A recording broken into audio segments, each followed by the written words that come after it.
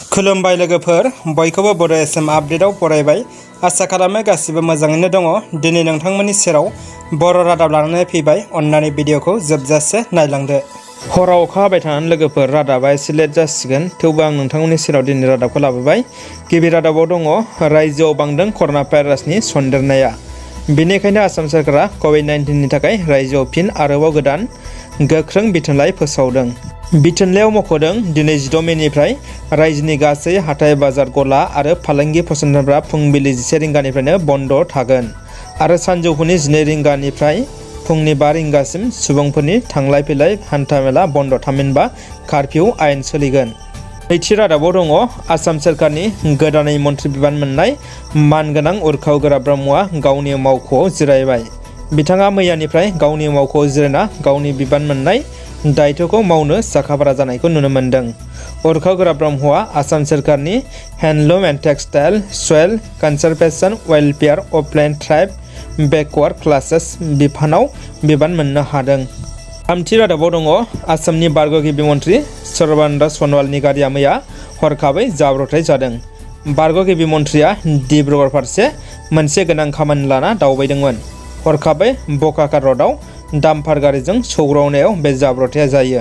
बिथां एक्स सीएमनि साथाम देहा बेंगिरिफ्रा दुखु मोन्दों होनना मिथिनो मोन्दों आरो बारग' गिबि मन्थ्रि सर्बानन्द सन'वालाबो आखाइयाव दुखु मोन्दों, लोगोसे गारियाबो गेरेबदों। अब्लाबो बिथांमोना गिनांगौ हालोदाव गैया होनना खौरांनिफ्राय मिथिनो मोननाय जादों।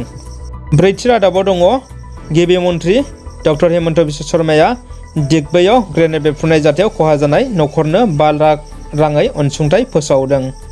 दिग्बैनि थिंराय बाजारनि पुरानमल आगरवाला दखानाव सिनाय मोनै दुथांफोरा ग्रेनेड खुबैनानै गालांदोंमोन। बे जाथायाव 3 सुबुङा जोखोम जानो गोनां जादोंमोन आरो 2 सुबुंनि जिउ खहाबो जानानै थांदों।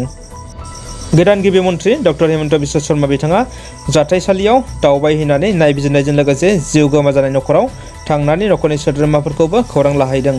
बिथाङा जिउ गोमानाय रुंसारि सुरजित तालुकदारनि न'खराव खौरां लाहैनायनि गेजेरजों बे जाथायाव खहा जानाय सुबुंनि न'खरफोरनो 5 लाख राङै होनाय जागोन होनना फोरमायो। गिबि मन्थ्रि डक्टर हेमन्त बिश्व शर्मा बिथाङा बे बाथ्राखौ गावनि टुइटार एकाउन्टनि गेजेरजोंबो फोसावनाय नुनो मोन्दों। बाथि रादाबाव दङ बिटिसि खुंथाया मावनाय खामानिफोरखौ नायगिदिंहैदों। बिटिसिनि बुंथिगिरि काथिराम बर'आ बाक्सा जिल्लानि बिटिसि बागानपारा बियाबनि एमसिएलए काथिराम बर'आ बिसायख'थिनि समाव BTR ओनसोलाव जौगानायनि खामानि मावनो खोथा होनाय, रायजो राजाफोरनि जेंनाफोरखौ सुस्रांनो खोथा होनाय बायदियै बागानपारा ओनसोलनि गामिफोराव बिटिसि खुंथायनि फुन्जि आरो एमरेगानि गेजेरजों मावफुंनाय खामानिफोरखौ नायगिदिंहैनानै मोजाङै जाफुंसार महरै खामानि मावनो गोख्रों बिथोन होलांदों बुंथिगिरि काथिराम बर'आ। दथि रादाबाव दङ बर'नि थुनलाइगिरि समाज सिबियारि देबेन कछारनि रुंसारि जानायाव गोथौ दुखु मोननाय फोरमायदों बर' थुनलाइ आफादा। गलपारा बर' थुनलाइ आफादनि आफादगिरि थुनलाइगिरि समाज सिबियारि मुर्शिद देबेन कछारिया बिथाङा रुंसारि जाबाय। गलपारा जिल्लानि दैखंखलानि थागिबि समाज सिबियारि देबेन कछारि बिथाङा थांनाय 14 मे खालार अदेबानि शुक्रबार बारायखालि बेलासि 2:30 रिंगायाव बे बुहुमखौ नागारनानै जायखारलाङो। बिथांनि रुंसारि जानायखौ लानानै बर' थुनलाइ आफादा दुखु मोननाय फोरमायदों। लोगोसे बिथांनि रुंसारि जानायाव बर' हारिया सासे गेदेमा सुबुं खोमानांबाय होननानैबो फोरमायदों। बर' थुनलाइ आफादा बिथांनि रुंसारि जानायजों लोब्बा लानानै बर' थुनलाइ आफादनि फिरफिलाखौ सानथामनि थाखाय खावसे दैखांना बिरहोनो जिल्ला आफाद आरो गुदि आफादफोरखौ खावलायहरदों। दानिया फैदो जोबथा खौराङाव। डिफुआव सिनाय मोनै दुथाङा लामा होथेना गुलि गावनानै बुथारो देबजित मुंनि सासे फालांगिखौ।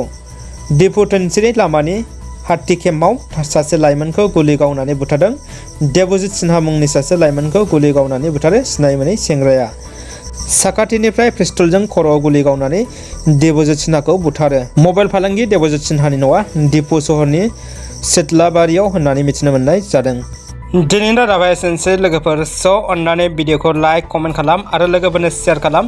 जायबो दासिमबो चेनेलखौ साबस्क्राइब खालामाखै अन्नानै साबस्क्राइब खालामनानै ला, उननि समाव जाहाथे गोदान रादाब नायनो हानाय बायदि। गोजोन्थों।